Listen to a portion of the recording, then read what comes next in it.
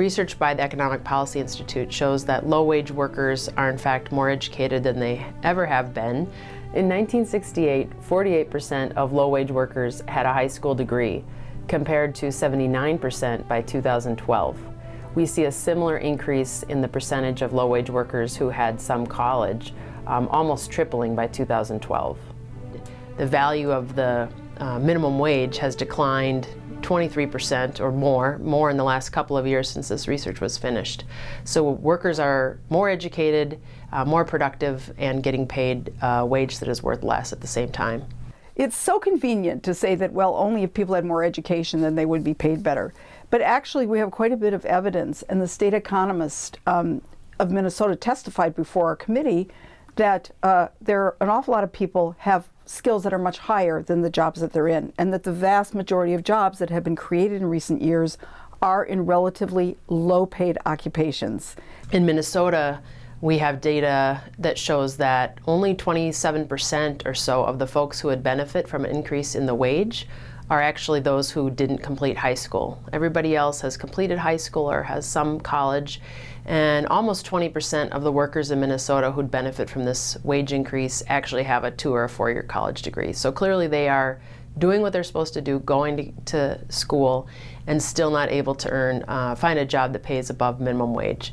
The people are staying in low-wage jobs for very long periods of time, often at below the level of their educational attainment. In fact, of the folks who would benefit from a $9.50 minimum wage in Minnesota, 45% have some college. I went to University of St. Thomas for 4 years. I did not graduate. I got the first job I could. It was at a restaurant. But how, employers, they don't necessarily see the results of, the higher academic intelligence that I have compared to my friends who didn't go to college. It doesn't feel like I'm going anywhere as the server. I'm just kind of getting by.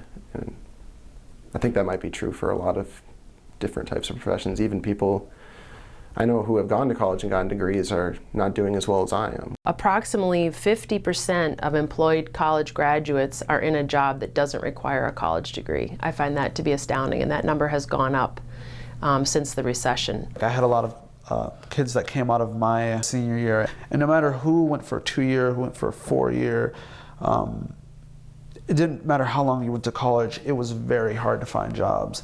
And a lot of kids that did go to college were taking, jobs that I would normally go for. Actually, and for the first time, we're actually seeing college enrollment falling because people are having this experience where they get out of college, where they've taken on a big debt burden, and they're not really finding remunerative employment. The real problem here is the quality of jobs and the low pay. Workers are doing their part to get an education and get the skills that they need. That's really not the fundamental issue. Education alone is not going to change their situation. We have to raise the wages for everybody. We need to raise the floor.